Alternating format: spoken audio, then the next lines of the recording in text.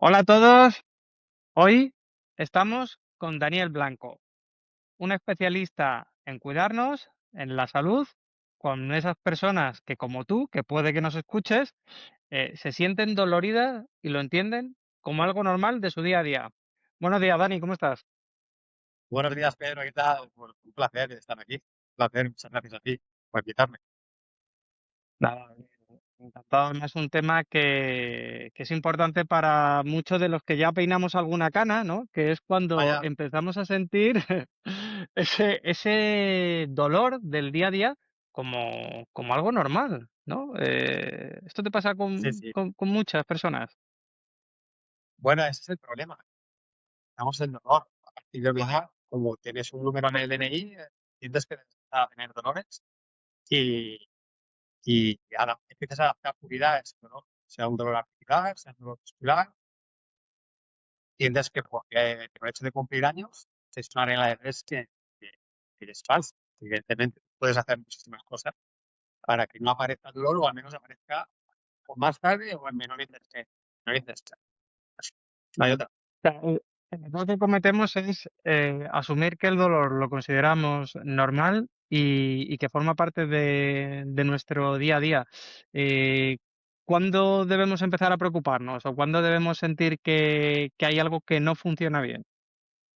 Pues te debes empezar a preocupar estando como estés ya. O sea, al final, si estás mal, tienes que hacer cosas para empezar a cambiar esa situación, porque si no haces nada, evidentemente vas a ir a peor. Y si estás bien, para prevenir eh, los posibles problemas que puedan aparecer, sean patologías cardiovasculares, articulares, ¿vale? Porque van a aparecer. O sea, por mucho que tú entrenes, habrá un día que empezarás a tener ciertas patologías, pues, fisiología pura y dura, parece. Otra cosa es cómo estés preparado cuando aparezcan esas patologías y sobre todo cuánto tiempo eh, puedes estar sin ellas. Es decir, yo firmo estar con 89 sin tener dolores y a los 89 un dolor y con 90 grados. O al día siguiente ir. Pues, ese es el objetivo. Hay que empezar desde ya, estés como estés y en la edad en la que estés. Nada más. No te lo debes dar. Es cierto que la propia cabeza muchas veces, ¿no? Si te pasa, si vas al gimnasio con alguna frecuencia, ¿no? Y dejas de ir, es como que te cuesta mucho más trabajo volver a arrancar, mucho más trabajo volver a preocuparte. Nosotros mismos nos vamos creando esas excusas en la cabeza, independientemente de la edad que podamos tener. ¿Cuál dirías tú que son esas frases que sueles escuchar habitualmente como excusas? Bueno, sobre todo la principal es que no me gusta. O sea, el ejercicio no me gusta. Y yo creo que ahí es donde reside la clave de que la persona no abandone.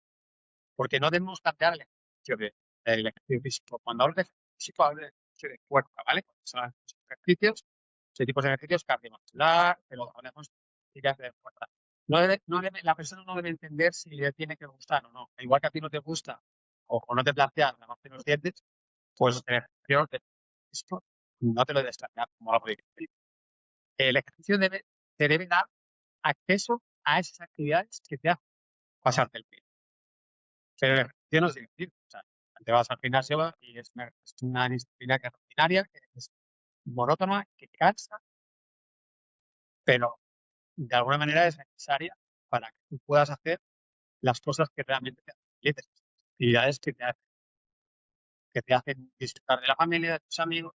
Es un poco la herramienta, es el peaje, es la llave que te da acceso a actividades que yo creo que ese paradigma de me gusta o no me gusta se debe convertir en una, en una responsabilidad más que en algo opcional.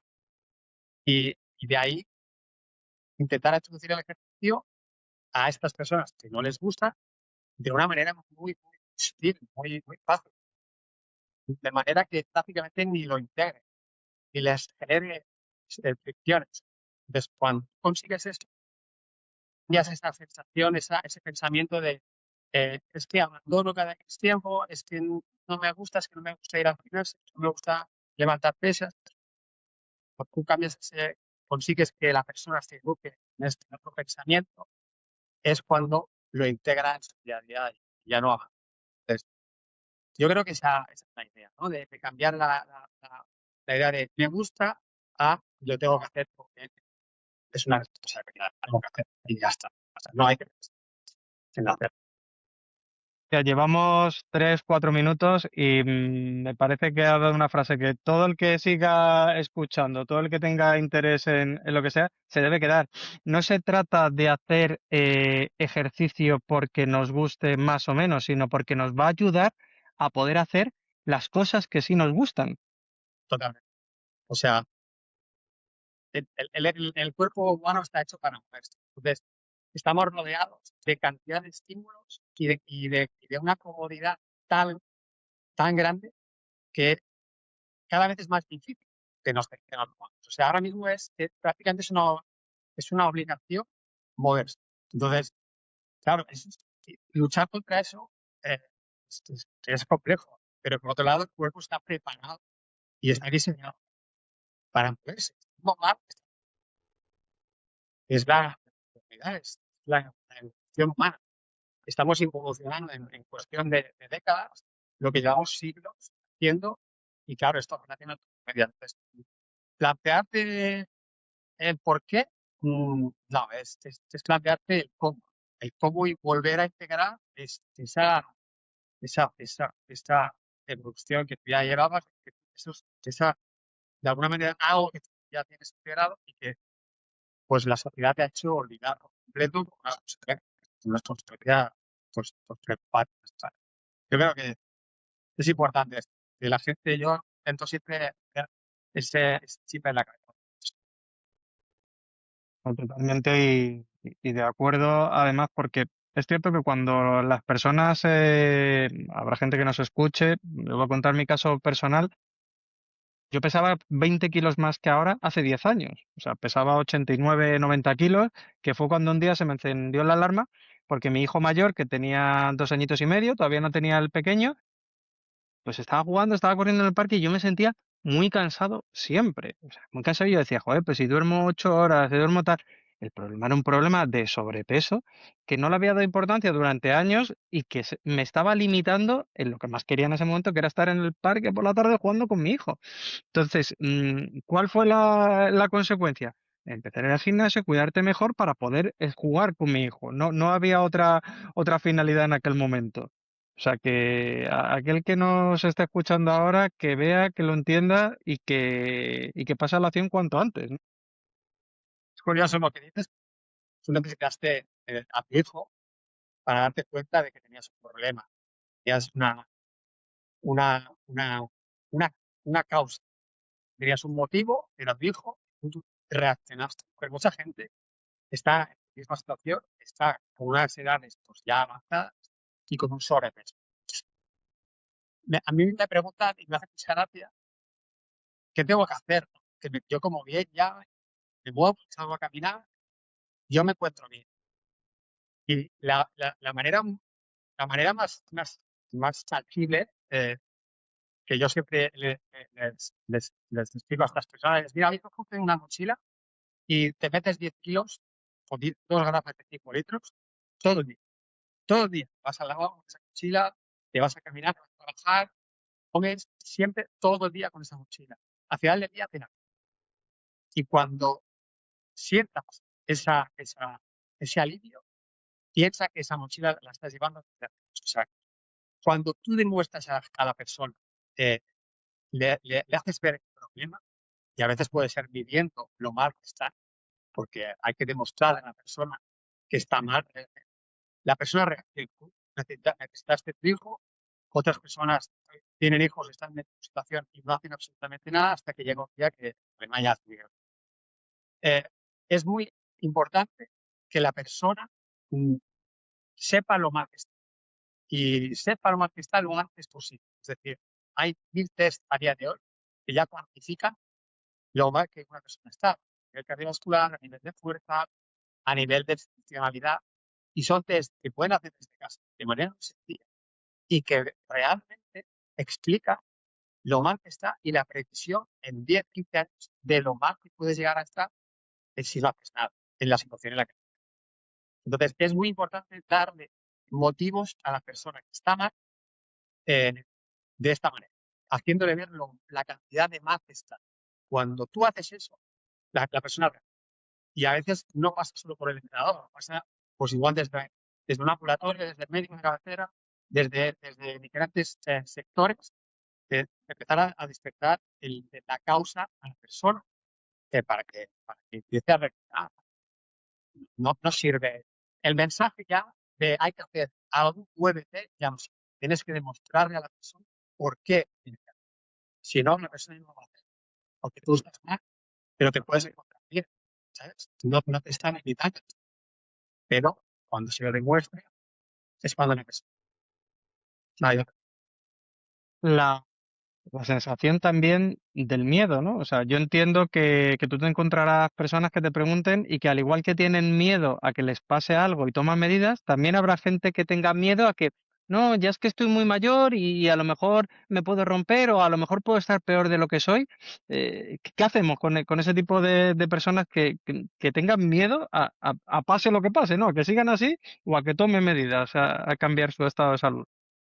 Pues, es decir, lo que no podemos hacer es tratar a esa persona como si fuera de que.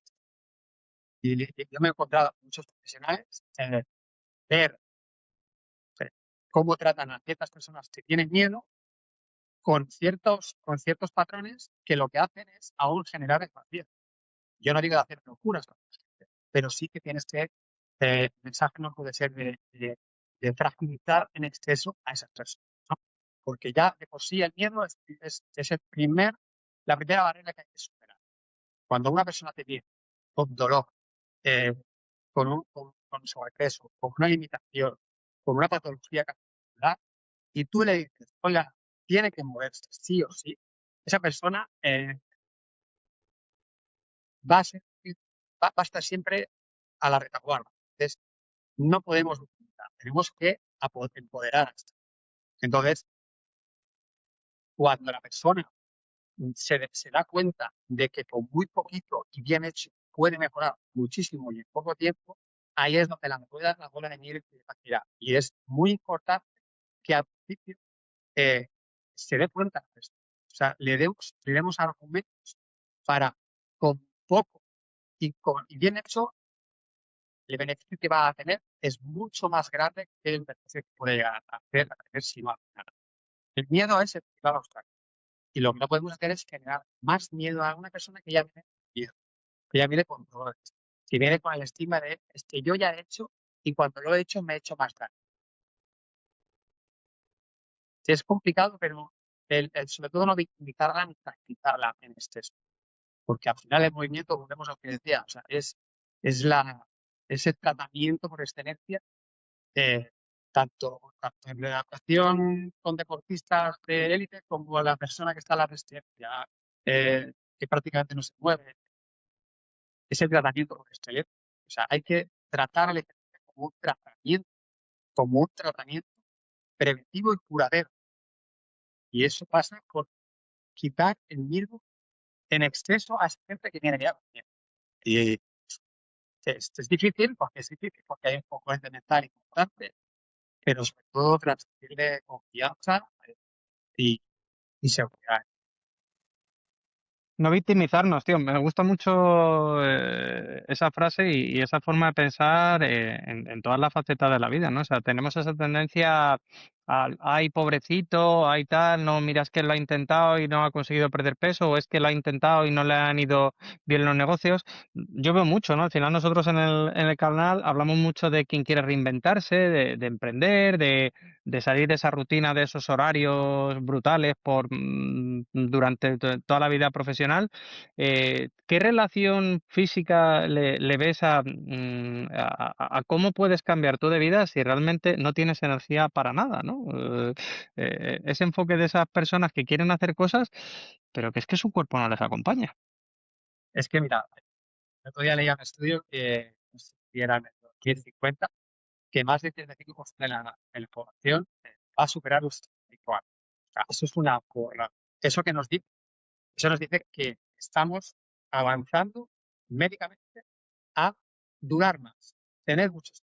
Entonces, eso yo siempre digo, bueno, es un negocio de potencia brutal en los 10. O sea, yo estoy metido en este sector porque sé que eso pasa. O sea, esto punto número.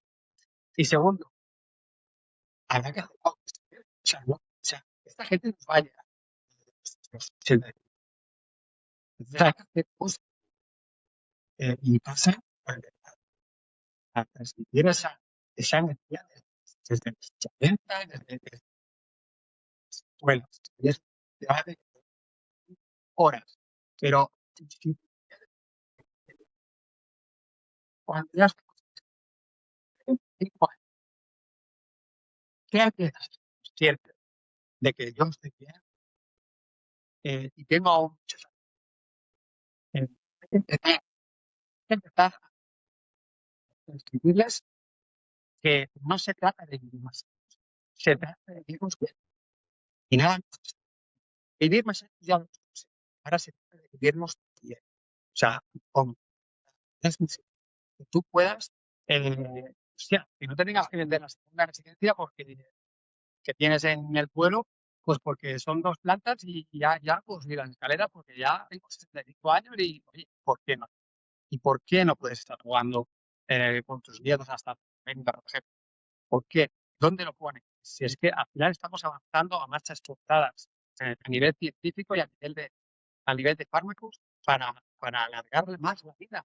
Pues vamos a tratar de que esos años sean de calidad, porque yo prefiero ver los de calidad que no sobrevivir. Hay gente, he escuchado una frase que no recuerdo el autor, hay gente que muere a los 50, ¿vale? O sea, perdón, hay gente que o sea, perdón, muere a los 50 y los consideran a los 50. O sea, eso es lo que no, Sí, sí. Mm. eso es lo que no puede pasar, porque mm, vas a vivir muchos años, mucha gente y te acostumbras.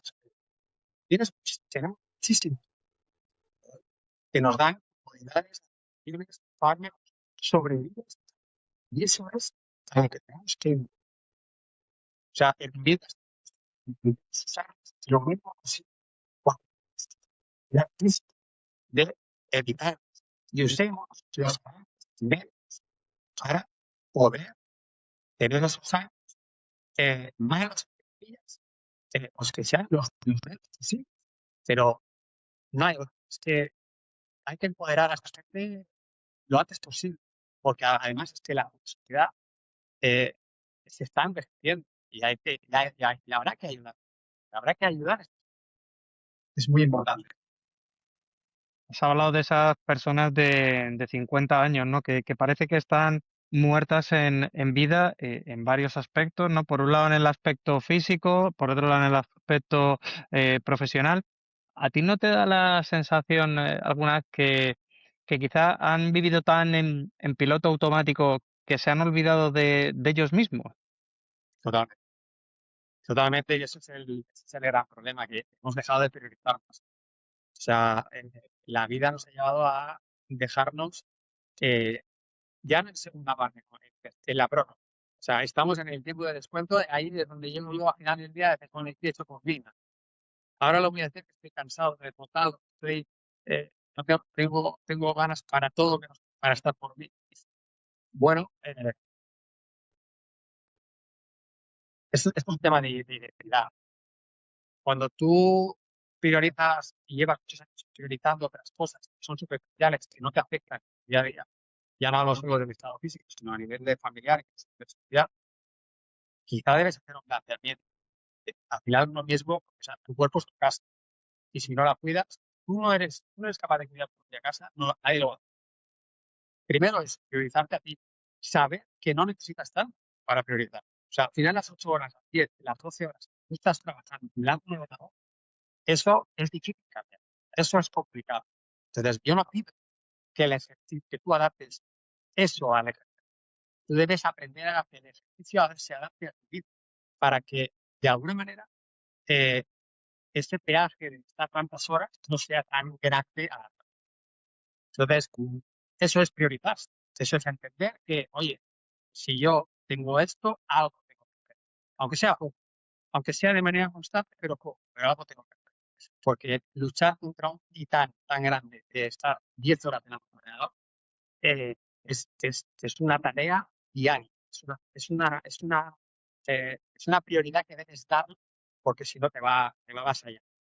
Y ahí es donde la franja de los 50, porque llevamos ya, personas de los 50 llevan 20 años pues en esa situación, es donde hay un punto de inflexión, ¿no? Ya llevas más años vividos que se queda y llevas muchos ya sin hacer algo que realmente te aporte valor. Estás en ese punto de inflexión, por eso siempre hablo de esa franja de 50, tanto en mujer como en hombre, ¿eh? Cuidado.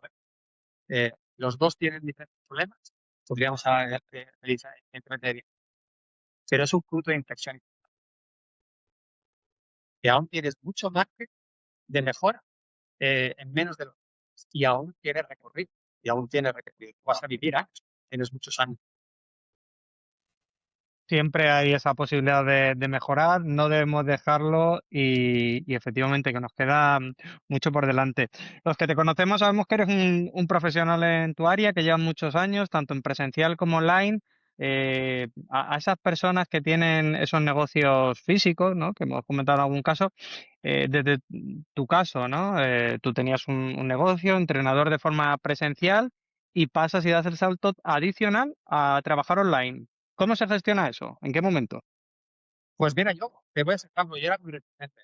Inicialmente, pues porque venía del presencial y entendía que tú a tú, el tener a la persona delante era la manera de saber que ella hacía. Pero sí que me encontraba en lo presencial en que la gente se dejaba mucho cuando no te tenía de. Y ahí es donde tenía yo miedo en el online.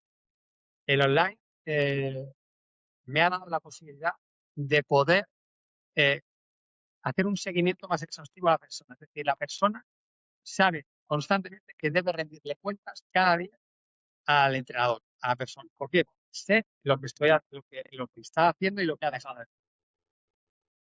Puedo hacer un seguimiento más exhaustivo. Y en cuanto estaba presenciado, solo veía a la persona una o dos veces a la semana. Ahora, mediante vídeos, mediante registros de métricas de acceso, yo puedo estar haciendo valoraciones prácticamente cada día de las sesiones de la persona y luego cuantificar las mejoras, cuantificar el dolor, cuantificar el peso. Eso, las plataformas en las que trabajamos a día de hoy están súper avanzadas y es una manera sobre todo de que el cliente, de que la persona vea la mejora. Porque antes la mejora que tenías era una mejora pues más muy subjetiva, ¿no? Bueno, pues, perdón, muy objetiva. Ah, perdón. Eh, Al final era esa sensación de, bueno, me encuentro bien, pero ¿cuánto has mejorado el dolor? ¿Qué puntos en la escala de dolor has mejorado desde hace un mes a hace 3 meses? Esto en el online tiene muchísimo más seguimiento que en el presencial. La gente, de alguna manera, puede entrenar en entornos más favorables que no tener que desplazarse al gimnasio, tener que ir a sala de personal, donde precisamente estas personas de 50, 60 años que nunca han hecho ejercicio, son entornos que no les gustan, que no se sienten cómodos. Y eso, el hacer sesión online, favorece, favorece la adherencia al ejercicio. Puedes hacerlo desde casa, con pijama, con cuarto, en un entorno que me siento cómodo, que nadie me está mirando. Bueno, pues es una manera de que la persona se adhiera, pueda mantenerse en las planificaciones. Por eso el online, lamentablemente, pues la pandemia nos llevó cosas buenas. En este punto nos trajo un beneficio muy bueno, pues se ha profesionalizado mucho el entrenamiento online. Puedes entrenar a muchísima gente de diferentes puntos y el seguimiento es muchísimo mejor. Que, bueno, Fíjate, lo cuentas y te estaba escuchando para esas personas que digan, no, es que es imposible, que como un trabajo presencial lo vas a poder dar el salto online. Pues no solo es que estoy diciendo que se da el salto online, sino además enumeras muchísimas mejoras, tanto a nivel tuyo como a nivel de los clientes de esas personas, porque no se enfrentan a esas dificultades que en el caso tuyo, ¿no? De la salud, el enfrentarse a un centro deportivo en el que no se sientan cómodas, no se sientan seguras y que para eso, profesional como es tu caso, les da ese encuentro, esa confianza, tranquilidad de poder hacerlo desde su casa.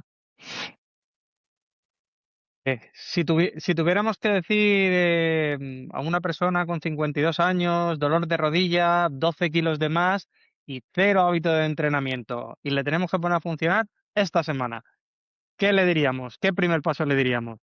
Pues mira, lo primero es que no pretenda hacer mucho.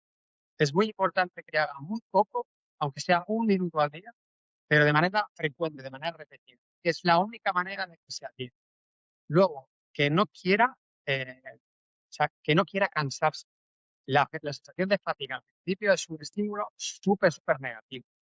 Al final, debemos intentar comprender la persona que nunca ha hecho ejercicio, que no le gusta cansarse, que no le gusta la sensación de fatiga y intentar introducir el ejercicio a pinceladas. Yo tengo un programa que se le llama Snacks de Movimiento, que son 5 minutos al día de movimiento.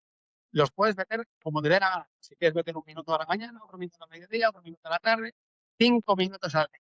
Pues esa es la manera. Sobre todo, que repita todo durante mucho y que no se canse. Eso es muy importante. Y sobre todo que no tenga prisa en mejorar. Va a tener mejoras muy grandes al principio, sobre todo a nivel perceptivo, te encuentras bien, más energía, incluso tengo menos dolor. Quizá a nivel de métrica no se va a cuantificar tanto, pero es muy importante que esa sensación aparezca, ¿no? Esa sensación de tengo la capacidad de estoy cumpliendo y tengo ahora la sensación de poder hacer más, me quedo con ganas de más. Eso es la sensación que te da, sobre todo en el primer mes y medio, porque si no, el estímulo de cansarse mucho al principio es muy positivo, pero es a corto plazo es negativo, porque el cerebro al final es sumamente perezoso y va a ser una pelea constante de, tío, abandona, esto te cansa. Esto va a ser una batalla. Entonces hay que ponérselo fácil, sobre todo al principio. No es una batalla tanto física, sino mental a la persona que empieza y que no ha hecho nunca ejercicio. No entrenamos a personas entrenadas, entrenamos a personas que no les gusta el ejercicio. Y eso es fundamental entenderlo. Yo he visto entrenadores que creen entrenar a entrenadores y están entrenando a gente que no tiene pero ganas de hacer nada, absolutamente nada. Y eso es claro, sobre todo en el primer mes, porque ahí es donde has enganchado a la persona y donde realmente vas a poder apretar la cosa. Porque si no, ahora la persona va a abandonar. Es ley, es la ley mental por excelencia.